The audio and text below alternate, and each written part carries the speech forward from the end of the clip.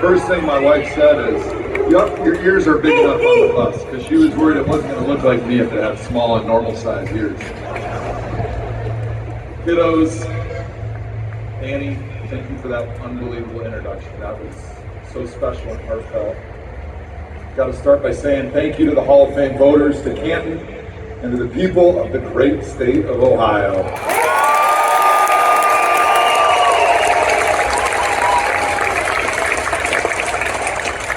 Congratulations to my fellow enshrinees. It's really impossible to describe the feeling standing up here in front of all of your childhood idols, many of whom hung from the walls on posters when you were a kid in your bedroom. It's just an incredible feeling, and I'm not sure if it will ever feel like we actually belong in this incredibly elite club of the greatest of all time football players. Now I want to start by quickly talking about a random number, 10,363. It's not too random, but that's how many consecutive snaps I had during my career. And from my first snap as a rookie in 2007 to my last snap when I tore my triceps tendon, that's how long this journey has been. That number 10,363 is special to me in a lot of ways. And not just because it's an NFL record, but because it shows that I was there for my brothers 10,363 times in a row. They can count on me. Being an offensive lineman is all about being a servant and showing up for everybody else. Loyalty, consistency, doing something bigger than yourself, showing up for the man next to you. Those were the values that I learned at an early age. And those were the values that I took onto the football field. I was so lucky throughout my career. Obviously, to be able to play more than 10,000 snaps in a row, there's a lot of luck. No chin straps breaking, no shoelaces going untied, no little cramps, no contacts falling out. Got LASIX my rookie year, so that wouldn't happen. But really, I feel like the thing I was the most lucky from during my career and my life was the family that raised me, my friends that were a part of this journey, my coaches that taught me the details of this sport and many others, my teachers who cared for me and cared about me, my teammates who showed me the same love and compassion that I tried to show them.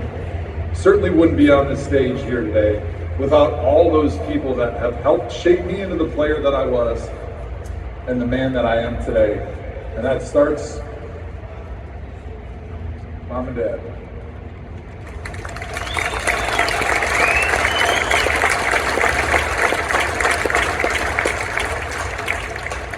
Whoever that person was in your life for you growing up that instilled those values that you hold with you your entire life, become the most important people in your life to set that course in the direction that your ship is headed. And for me, it was Eric and Sally Thomas, my parents. Dad, get with you. I'm gonna cry. Stop it. I want you to go to work every single day, no matter what, no matter the circumstances. There was no complaints. It's just what you did. As an offensive lineman, it's just what we do. We go to work. When I was about knee-high to a grasshopper, I remember you strapping cross-country skis on your feet and going to work in a blizzard in Milwaukee, Wisconsin. Because you know what? The calendar said it was a work day, and we got work to do. At the time, I didn't really know what the quote, availability is the most important ability meant, but that's exactly what it meant to you, and those were the values that I learned from you, buddy. I took the lessons like that I learned from Mom and Dad every time I walked onto that field, and I tried to instill them in my teammates to be the best teammate that I possibly could. Dad, thank you for that love, and thank you for that example that you set for me. Mom, you taught me to always strive for perfection. Now, growing up, I always had to do my homework and my chores before I could go outside and play, pretty standard. But you grounded me. I'm still holding it against you for an entire semester when I got a C in algebra. Who needs algebra when you're going to go play in the NFL? I tried to tell her that back then, but she wouldn't listen, and it was actually a C+. So by the way, details matter, so it wasn't a full C. I hated it then, but I love it now because that was just a little lesson that you taught me. But it was among a number of crumbs that you gave me growing up that led me to be a perfectionist on and off the field and allowed me to go out for 10 and a half years and be the best version of myself and the best teammate I could possibly be. It was those principles that you taught me at home. And sometimes it was, you had to beat me with it a little bit. But it was those lessons that I took at home onto that field. My sister Jessie, my brother Bill, and all my family members that are here, you guys have shaped my life in ways that helped me become an NFL Hall of Famer, which is still a little bit weird for me to say, but I'm Hall of Famer number 369.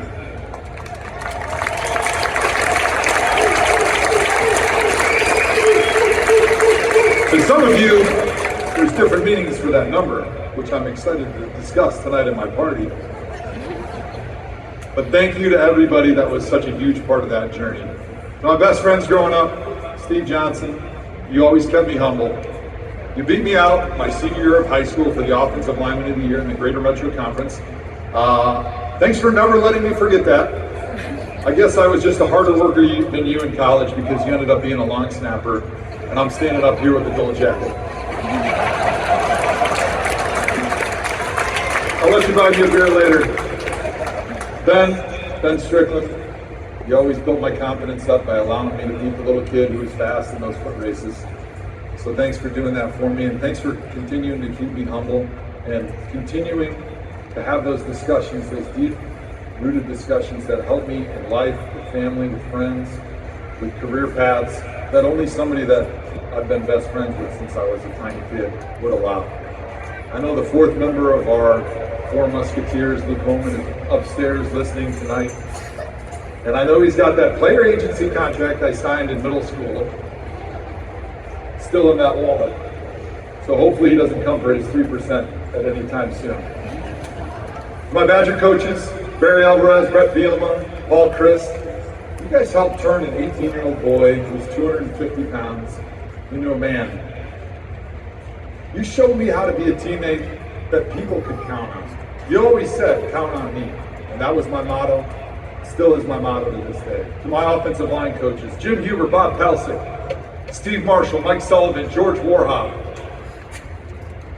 Andy Moeller, George DeLeon, Hal Hunter, Mark Hudson, Bob Wiley. You guys taught me the technique and that sense of urgency that as an offensive lineman, we can't win the game on any one play. But we sure as hell can lose a game on one play, especially when you're going against a guy like right there, DeMarcus Ware. Because he'll wreck your game in one play. Pucker factor is a real deal when you're an offensive lineman. Every play matters. To my 6 NFL head coaches, Romeo Crennel, I know 6, can you believe that? I have 9 offensive coordinators in only 11 years. Romeo Crennel, Eric Mangini, Pat Shermer, Rob Chudzinski, Mike Pettin, Hugh Jackson. Oh my God. Each one of you guys gave me something on the field and off the field that I've taken with me and I'll take with me the rest of my life. My quarterbacks, all of them, 20. Yes, I fought for more different starting quarterbacks than any player in NFL history. Oh my God.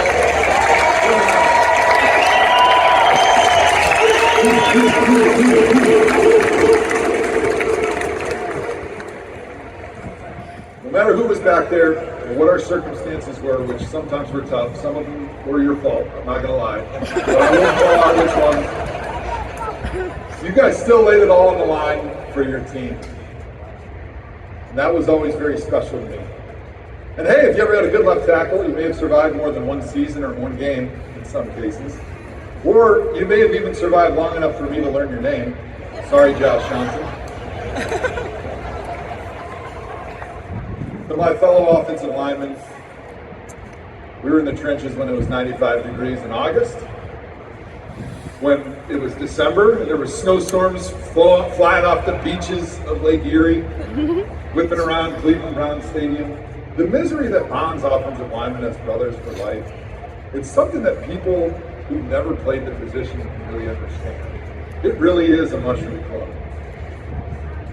For my mushrooms, Alex Mack, Jason Pinkston, Mitchell Schwartz, John Greco, Hank Fraley, Eric Steinbach, Joey Thunder, just name a few guys that I played next to. Thank you. Thank you for always showing up for me.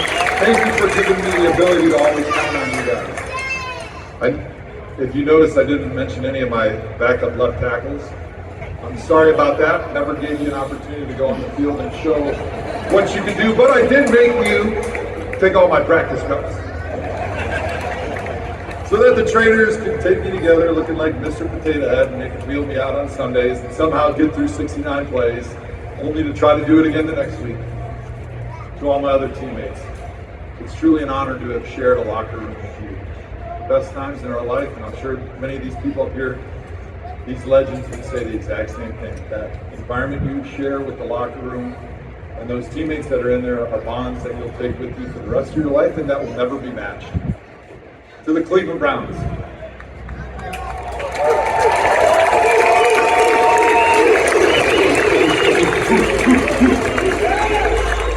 The voice is going a little bit, so my bark is not as good. Maybe my bark is not as good as my fighting.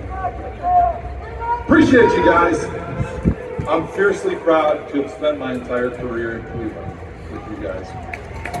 What made my time in Cleveland so great and so memorable has been, without a doubt, the support staff that's in Berea, Ohio, which is the best in the NFL. To Jenner and Renee in the community relations room, you guys gave me that opportunity to go to schools and use my platform as an NFL player to talk to young kids and to change lives, and to share the 3 secrets of success that you can take with you in football and life. I know a lot of guys up here probably heard it from their coaches, because it came from Parcells, it came from Belichick, it probably came from coaches before that. But if you can be on time, pay attention, and work hard, you can find success in football and in life.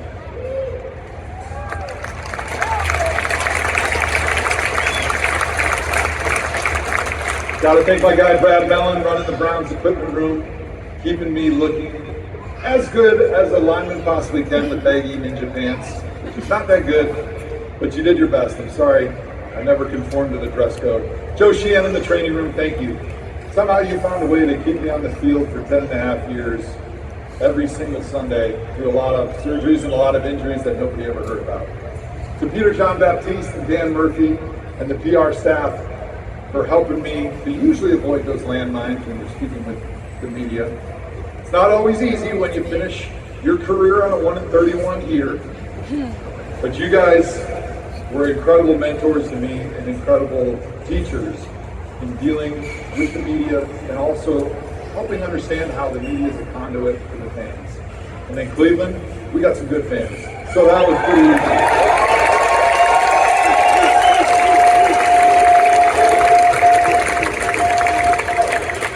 To everyone with the Browns organization, from Miss Jackie in the cafeteria to Miss Carol at reception, to Dimitro and my Ukrainian buddies on the custodial staff, happy Friday. What made Berea special for me, it was always the people inside those walls. It was the joy that I got experiencing that selfless team attitude every single day. Whether it was walking through the front entrance and being greeted with a smile at the security desk, or shooting the breeze with the grounds crew way behind the backfield. No matter your role with the Browns, no matter your perceived importance, you guys all show up for each other like perfect teammates. We can always count on you, because on a true team, no job is more important than any other. It was inspiring for me to see the values lived out on a daily basis through the work that you guys did in and around Berea and in and around Cleveland Browns Stadium. To Jimmy and Dee Haslam, and to the Whitney and J.W. Johnson family. You guys have built a first-class organization in Cleveland, and the success is right around the corner, and I cannot wait to be the biggest fan when it comes.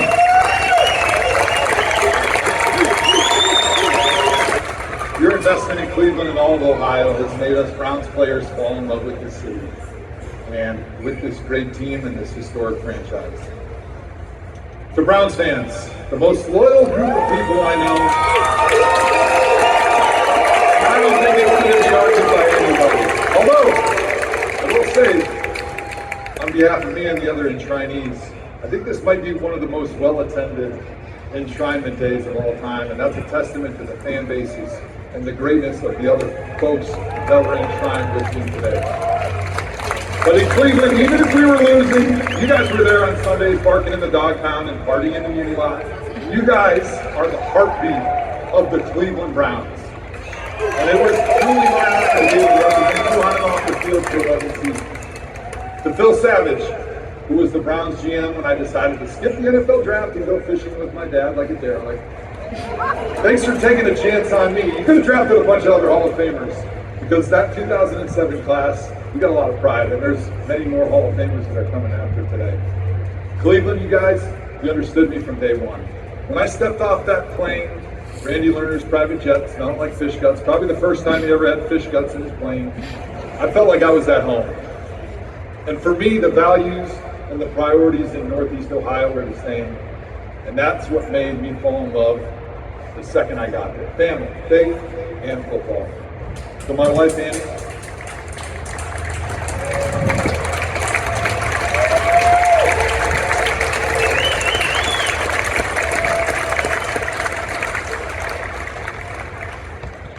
you've always been my rock.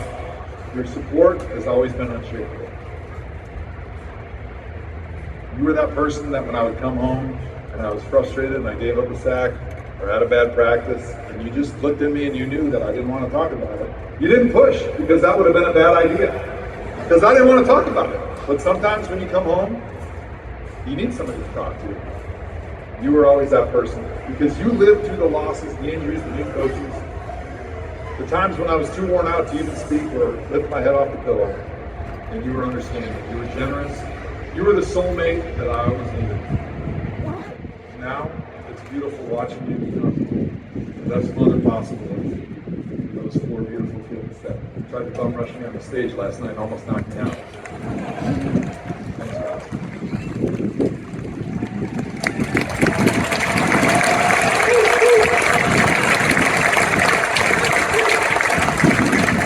Most importantly, though, I'm glad that they look like you and not an offensive lineman like me. To Logan, Cameron, Jack, and Reese, pay attention now. Do you guys remember anything of my career? Logan, you were 4 when I retired. I think the only thing you probably remember is eating peanuts off the floor at Cleveland Browns Stadium. And if you don't remember that, Mom will tell you, because she barely got to watch any of my games because she was picking up after you, trying to feed you peanuts to keep you from crying. But I still love it. You guys were such a blessing to me during my career. Coming home after a tough day, looking into your faces, you guys would run and give me that big hug, the tight hug, because you just wanted to hang out with Daddy. You didn't care what happened before I walked through that door. You gave me the joy, the happiness, and the purpose to continue on when sometimes I didn't think it was possible. You guys continue to give me purpose every single day of my life. Thank you.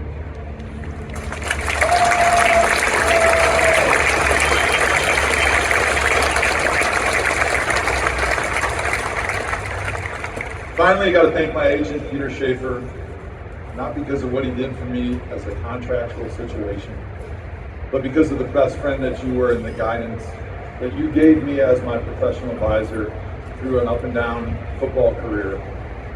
That relationship that we built was as strong as rock and allowed me to focus on trying to be the best version of myself on the football field. I'm grateful to each and every teammate, all the way from junior Lancer football when I was in 7th grade, every teacher, coach, and guidance counselor who helped me along the way. And many of them are here today. Now, believe land, it's only an hour up the road from here. And I mentioned that I think this is probably the most well-attended Hall of Fame enshrinement we've had in a while. And a lot of that is because you guys showed up for me today. And I feel incredibly blessed that I can count on you guys.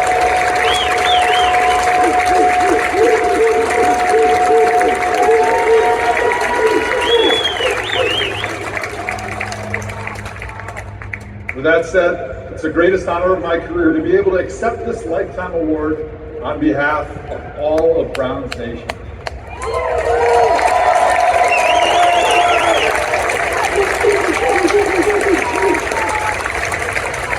Cleveland, you could always count on me. Thank you so much for allowing me to count on you. Don't forget to keep showing up for each other. God bless the Cleveland Browns, God bless America, and God bless football, the greatest game of all. Thank you.